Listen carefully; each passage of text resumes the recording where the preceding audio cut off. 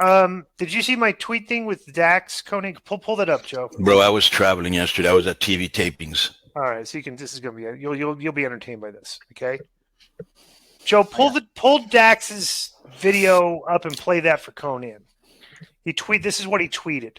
Okay, and he put this on his Instagram too.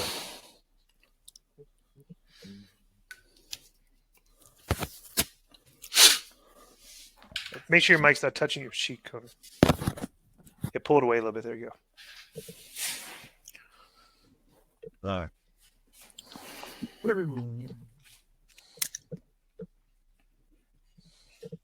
It's 5 minutes, but you got to hear it all. Right. What's up, y'all? Sometimes social media can be a harsh place. And I know there's a lot of people, especially in the Twitter world, that don't really care for me too much, and that's okay. But I thought this was the best way that I could talk to the fans of AEW and the fans of FTR, and finally get this off of my chest. First of all, before I go any further, I want to apologize to my boss. I want to apologize to the front staff in AEW. I want to apologize probably more than anything. I want to apologize to the medical staff too, because I should have been upfront. I should have been truthful about some things that's been going on with me over the last couple of months, and I didn't because I thought I could tough it out. At the Dynasty pay-per-view in the ladder match with the Young Bucks for the AEW World Tag Team Championships, I gave Matt Jackson a pile driver through the ladder. And when I landed, it messed my lower back up really, really bad and caused a severe hematoma that appeared on my lower back, which, as we know, that's where the brunt of the bumps go for a professional wrestler. I thought I could tough through it. I felt that FTR was on a momentum high there, and I wanted to not take myself and Cash off of the road. And after this weekend, after this match with the Blackpool Combat Club tournament draw, incredible match, one of my favorite matches I've had in AEW. I got to the back and I put some ice on my lower back, and the hematoma blew up to the size of a football, at the very least, the size of a football. And with that, with the pain, I've debated on whether saying this and whether explaining this, because I don't want anybody to think I'm trying to get sympathy. But the pain has been at the very, very, very minimum. The pain's been excruciating over the last few months. I haven't wanted to tell anybody because I didn't want, like I said, I didn't want FTR to be taken off of television. I didn't want us to be taken off the road. Maybe selfishly, maybe a little egotistically, I felt that we were an important part to AEW, to Dynamite, and obviously, more importantly, to Collision, which has been our home for the last year. But today I had to get an x-ray on my lower back, on my pelvis, and they had to take a look at this hematoma. And when I finally explained this Saturday to Doc Sampson and the whole medical team, who is incredible, and their only objective is to take care of this talent, when I explained to them what I've been hiding for the last 2 months, Doc Sampson immediately took me off of the road. He said, "You've got to rest it up, and if you don't, it could get worse, and it could lead to possible retirement. And obviously, I don't want that." So going forward, I got to be truthful with you guys. I got to be truthful with my bosses. I got to be truthful with the medical staff. And I don't know how long this is going to last. I don't know how long we're going to have to be off. But unfortunately, and maybe fortunately for some of you people that don't like FTR, myself and Cash will not be on television for a while. I have to rest this thing up. The nights, the sleepless nights have been catching up with me, and I cannot get a comfortable position even in my bed. So you got to think, if I can't get a comfortable position in my bed, imagine the plane rides or the top rope superplexes and all this stupid shit that I do at almost 40 years old. But I hope and I'm sure there's going to be a lot of people that give me some grief for it, but I hope all this is for the love of the game, and it's for the love of all you fans. Again, I'm not sure how long we'll be back. I hope it's sooner than later. But I hope when we come back, we can come back better than ever. And, my number one priority in this profession is the legacy. Obviously, I know I get flack for the legacy of FTR, and I never want that to go away. Thank you guys for everything. Thank you to my work, That's enough. to my That's bosses, to everyone who didn't give me. All right. So I've been dying to bring this up in discussion ever since I asked Joe. But this is a conversation I think needs to be had, right? And of course, I'm going to go over what happened here because you can just assume what the responses are, right? I've been wanting to talk about because Wheeler. Remember when I asked you how long Wheeler Yuta was out for, Joe? Remember I said and it was like 5 months with a concussion, right? Adam Cole was out forever with a concussion. Remember when he came back and they had the balloons in the ring and all that stuff, right? So, the AEW's the owner has taken some shots at me before, and since they're the media, kind of like supports him and doesn't really ask the tough questions, stuff and thing, I thought this was a good opportunity to open up this conversation, bring this point up. So I just quote tweeted what Dax said, and I have nothing against Dax. Okay, my point is what I'm going to talk about here is things that come out of the mouths of people, things that they say that are open for scrutiny, and I want to open up the conversation, challenge what people say. So I tweeted this. You just ruined your boss's narrative that he will put their safety record up against anyone. If talent is working hurt and not telling the office, and it's not a safe work environment. Bad look, Dax. And I wanted to open up this conversation, but so this was Dax's response. I mean, you can only imagine what it's going to be like, right, Conan? All right, so here we go. So far, based on what you heard there, am I justified? What was his answer? Well, I'm going to bring it, but me pointing this out because Dax is a very well-respected guy in that company. He's been around for a while, and he's hiding injuries from their medical. Okay, and I'm going to give you his response, but I want to open up this conversation. So Dax says, I know this is exactly what you're looking for because you begged for relevancy that you only got by being a punching bag your whole career. But you're a effing idiot. He spelled it out, right? If you ever worked hard enough during your little 15-minute of fame career to ever feel any sort of pain, you know the anxiety that comes with injury to an athlete. So while you're trying to turn this into a bit for your shitty podcast, I'm hoping and praying that I don't have to go through an extensive surgery or even worse. For being someone who claims to be so smart to our business, you'd probably know wrestlers have worked hurt for decades. Also, I'm 100% sure some wrestlers in WWE are working hurt right now. But of course, you only decide to attack AEW, anything for the clicks. If anything, this does not go against the safe working environment that my boss promotes. It shows how dumb we as wrestlers are to hide this information from all the proper people put in place to keep us safe. How can this be anyone's fault except mine? No one knew about the severity of my injury, and once I finally told Tony and Doc Sampson, they immediately made me take time off. Maybe one day I can be on your podcast, but only if you do it live and face-to-face. I'll fly myself wherever I need to meet you, open invitation. Anyways, off to an MRI. While you'll be talking about this for a segment of your show, I'm hoping the doctors don't find out anything worse about my condition. Good day, Glenn. And I hope he's not hurt either. Okay, so let's just clarify this. This is the point I want to bring up, okay? Dude, how many wrestlers today are working like with concussions and not reporting it for the exact same reasons that Dax is talking? Conan, you're making a ton of noise. It's on the pillow. Okay, there we go. All right.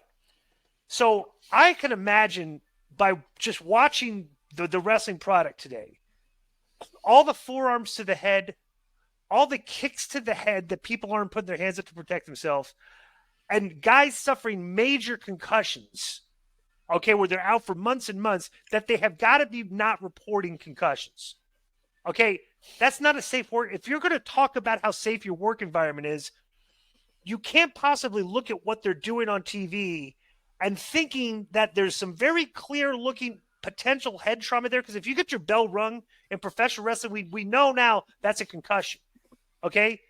Now, when Dax brings up this thing like wrestlers have worked hurt for years and stuff and thinking like that, bro, that is such an archaic attitude because, we've learned that is not the way to do it because of CTE and like the major injuries, right? Plus, two, trying to bring up back in the day, like if you didn't work, you didn't get paid, But that was back in the territory days when you would do TV and they'd pay you $40 like in Memphis. You get $40 for TV because the TV was like an advertisement for you to go on the road where you make your money on the road drawing houses in the house shows. That's where the money was made. Well, the model is completely different today. Wrestlers are given guaranteed money, and most of the income from wrestling companies and major wrestling companies come from the TV rights fees. The wrestlers are a product, a commodity of the company to be used on their TV product that they're getting paid the rights fees for. And bro, if you guys are hiding injuries in this day and age, that's absolutely asinine and idiotic. You're not losing any money. You're still getting paid. And you guys are still going out there and killing yourselves. And, what percentage of, like in the WWE too, because they do, but not as much as like AEW where they do like high risk stuff that can cause a lot of, injuries and stuff. How many guys do you think are hiding injuries right now and not telling the office where if they probably get hurt again, they could be a major injury? What percentage of wrestlers do you think are probably doing that right now? I'm asking a question. Yeah, I'm thinking. Maybe 1 out of 15 probably would be a pretty fair bet, I would say. Maybe 1 out of 10. 1 out of 10. Because we're looking at these forearm spots and the kicks to the head and stuff, and you got to be getting your bell rung. If you get your bell rung, you need to go to the doctor, the guy backstage, hey, I got my bell rung out there, and they check you for concussions. And, just like the NFL, okay, maybe you got to sit out for a few days or maybe 2 weeks or maybe a month or 2 months, right? But if you get your bell rung, you need to go get checked. I guarantee that the fact that a guy like Dax is like getting hurt and not telling them, and he's a guy that should know, right? Bro, this is don't come out here and say how safe your company is when I've done this for 30 years and I'm looking at the products and stuff like, dude, I think a lot of these guys are probably getting hurt if you guys are getting massive concussions and they're out for months. They're probably not reporting concussions. This is like their 4th or 5th one of getting your bell rung, and then all of a sudden you get hit real hard, and then you're out for a while, And that's my point that I wanted to make. Of course, Dax insults me and all the bullshit. He just the same basic insults that all the fans do. So it just doesn't bother me. But I think if he just heard what I just said right there, I'm not, I am kind of like chastising him a little bit. You of all people shouldn't be doing that because you're a veteran in the business. And if a guy like you is doing that and you're like, and that attitude is permeating through the locker room, is like, hey, we can't tell him that we're hurt because we're on a roll on TV right now. And so, it's like, dude, this isn't the territory days. We've learned the mistakes that we made back in the day with concussions and injuries are the mistakes that shouldn't be made today. And if you guys are trying to use, well, you guys did it back in the day. Yeah, we learned that was not the way to do it. Because guys got shit like what happened to Benoit, where he probably had so many freaking concussions, he went nuts and he killed his wife and kid. Like when we see what CTE can cause, and that's my piece. That's what I wanted to say. And if you want to respond, you go ahead and have the floor here. Did the point I make have merit, or was I just basically,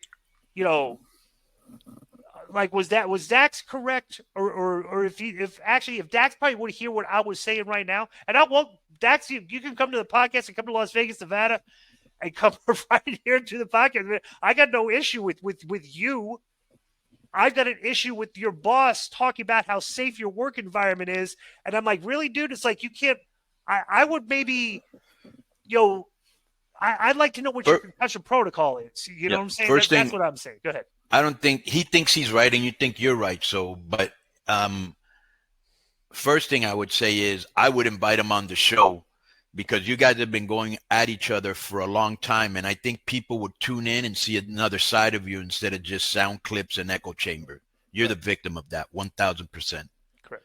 Because you're one of the smarter guys I've ever met in this business. And so that's one. Two, as you know, Dax worked with me in Mexico. him and the other guy were very professional. We got along really good. They really worked their ass off.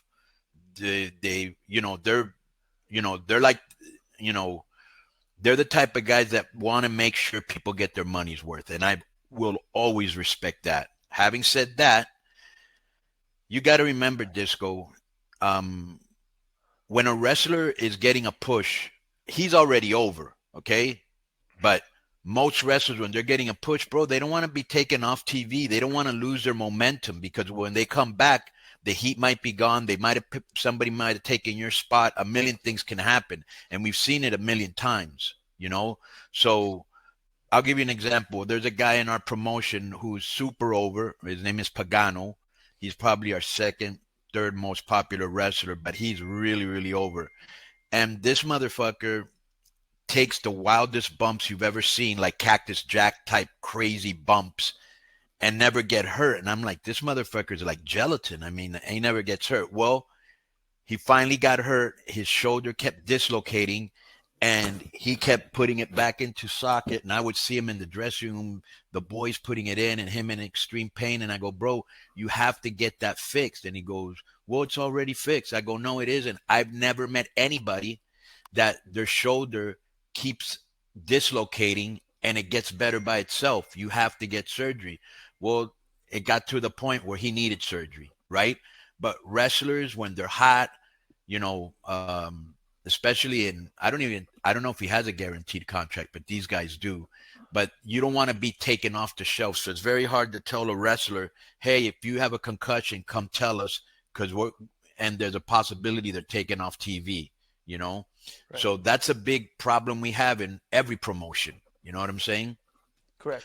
I can tell you this: when I was getting my push in WCW, when I finally got the big push, which was basically when I joined the NWO. I don't know if you've ever seen. I had this thing that I used to wear around my waist. It was like this black thing. It was like a back brace. Okay. And my back was fucked up and my hip was fucked up. And I ended up having to get two, what do you call this? Hip replacement surgery. Yeah. And as a matter of fact, when I wrestled when I did an angle with the FTR in AEW, they hit me with this not power bomb, a power driver that I didn't even know what it looked like. And I ended up fracturing a rib, tearing my labrum, and dislocating my shoulder. And me, like a dumbass, I thought it was a pinched nerve, and I was in the most excruciating pain for a year, dude. And then Ric Flair came to fucking AAA with Andrade, and he chopped the fuck out of me, and I took a big bump, boom, and when I landed, I was like, oh my God, and I got up and I hit another one, and I was in so much pain, dude. And but I kept going because I wanted to be part of the show. So even me with my experience, you know, I did it. So I can see kind of where he's coming from. Yeah, obviously, you know, that's really what I have to say on the matter. Right. Because so ultimately, in summation, that this is ultimately my point. Right. Say I have a football team and I'm the coach, and right. I'm coming out there in front of everybody in the media and said, we have the healthiest team in the league. But I don't know that 4 of my guys aren't telling me how hurt they are. Right. Okay. So I'm saying going forward, don't make statements like that. And what I'm saying is also in your company. But I'll tell you this: when the thing happened, I'll give you an example. When the thing happened with Matt Hardy, okay, right, where you could tell he got fucked up, and his wife came out and said he's fucked up. Right. They should have taken him off the shelf. Correct, and that's my point going forward. Because if you don't know, that's one thing. If you do know, that's another. Because here's one thing I think that they should be doing. I'm watching a lot of these matches and on TV, and I'm like, I would check that guy after the match. The doctor should say, like, you know how that, like in the football, they have the guy up in the tower monitoring people on the field and say you got to pull him off the field and check him for a concussion. They should be doing that. I don't think they do. And I'm saying going forward, if you want to put your safety record up against any other company, implement that as a policy first and foremost, that you have an independent guy checking people like, what you think might be like head trauma or something, and make it mandatory that you have to check them after the match. Then if you say, I will put our safety record up against anybody, I'll say, yeah, that's a real. I don't know any other companies that have that policy. That's a good policy to have. That's all I'm saying. I preach safety and stuff for things, and I see a lot of what the wrestlers are doing today, and like guys are out for 6 months and a year with concussions. I'm like, Jesus Christ, it's like I can't even imagine that. But You know what I'm saying, bro, so like, when you're out yeah, there, right. you're trying to get a pop. I'm And aware of that, and but you're willing to risk injury or even get injured, because I've done it. I remember when I first started to do hardcore wrestling when I was in ECW, I loved it. So I brought it to Mexico, and bro, we were selling out everywhere, and I was doing the stupidest shit you could imagine that there's no way I would do it 10 years later, but you're young, you're dumb, you're not really that hurt. You want to get a pop. You want to hear people going, oh, my God, what a great match that was. Did you see what Conan did? Or did you see what, this guy did? You get sucked up into that whole thing. Correct. But let's look at a very similar genre that's very similar to professional wrestling is the National Football League. Bro, look at what the Tua situation. Right. I was going to bring that up. Right. I swear I was going to bring that up. The Tua situation is a perfect example because you say because here's the thing. Bro, if Tua gets his bell rung, yank him out of the game. Right. Okay, because maybe he's only hurt for a week or two. Right. But if he gets another concussion, he's out for the year, your season's done. And you're paying, this whole thing with guaranteed money, you're paying the guy to like $15 million a year. And now you're getting nothing from your return on the guy because he's out for the rest of the year because you screwed up with the concussions. He wanted to play. They always want to play, like, and something, but you have to protect your investment. Right. And you're absolutely correct. Right. And I think that just like they stopped the fucking, destroying the quarterback when you sacked him. Right. Right. And all these fucking hits from the defensive team, now they want to outlaw the hip drag tackle. Yeah. Right. They should do the same thing. Right. They should perform protocols and not even a team doctor, because you could get along with a team doctor and he might fucking, the boys, they're workers. Right. I'd get an independent guy to come in there, give concussion protocols and all that. And if they don't pass it, you go out. Sorry, dude. That's how it is. Come back next week. We'll evaluate you again and see. But don't go out there working hurt. If you get your bell ring again, you might be out for like Will or Utah. Right. And I don't know the situation, but I would. No, you can imagine. Right. You've got to imagine Shibata, fucking the way they wrestle Will Ospreay, like all those guys, they have to have concussions, and they're like, fuck it. I can work through it. I have before. They don't understand the type of damage that's doing to your brain. And unless you research it, you don't know. And it's not like you're wrestling from 25, 30 years ago where guys are making a couple $100,000 a year. These guys are getting paid $3, $4, $5 million a year. That's coming out of the pocket of the owner. You think the owner would want to be like, hey, I need to protect my investments here because, dude, this is the product. It's a TV product. We're paying everybody guaranteed money. We're getting massive numbers in TV rights. You got to protect your investments. And I would say that. You know what, dude? You should like right now in real time go, would like to invite you on our podcast so we can have a civil conversation, whatever, boom, boom, boom, and see what he says. I'm welcoming Dax Harwood, however we do it. Dude, he's not. Put it on the Twitter just like he did. Why are you doing it on the show? He doesn't listen to the show. Put it on the Twitter. I'll put it on, but I'll do it when we're done. Yeah, and I'll clip the part of the video where you invite him, and then I'll just post it. Yeah, do it. Actually, do it when we post this, and I'll tweet. If you want to still discuss, have a discussion, you're more than welcome. Right? Yeah, I'll tweet it with the K100 Twitter. Yeah. We would love to have you on as a guest. Right, and you guys retweet it or whatever. Right. All right, we got what's to do with Harry? I'm waiting for Harry. Okay, because we got Harry and then Violent J. If we can be done with Harry and Violent J in an hour, then we can get to the emails. But I got to be out of here by 6:00. And then tomorrow we only have the 3 show reviews in sports, and we'd be done. So. Harry's doing the best he can. He said he was going to be home around 4.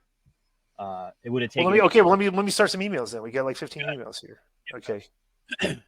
All right. Oh, we got to do the intro too at some point. All right, so mailbag part 2. These are the emails that were not the Patreon emails. How many suspensions did we have yesterday, Joe? 2? 2. All right. So the next one's from Robert Bailey Jr. and the subject is Understanding Tony Khan. K100 fam. Would Tony Khan not looking to abdicate his responsibilities with the Jaguars and Fulham to focus solely on AEW? And is myopic booking revving up? I thought it'd attempt to get in the mind of TK, John Malkovich style. He refuses to take sound, logical advice from you guys, Jim Cornette, Vince Russo, Eric Bischoff, and the like, so I figured there must be a reason. And one of the reasons is that he wants to beat WWE, not playing their game, but by being a true alternative.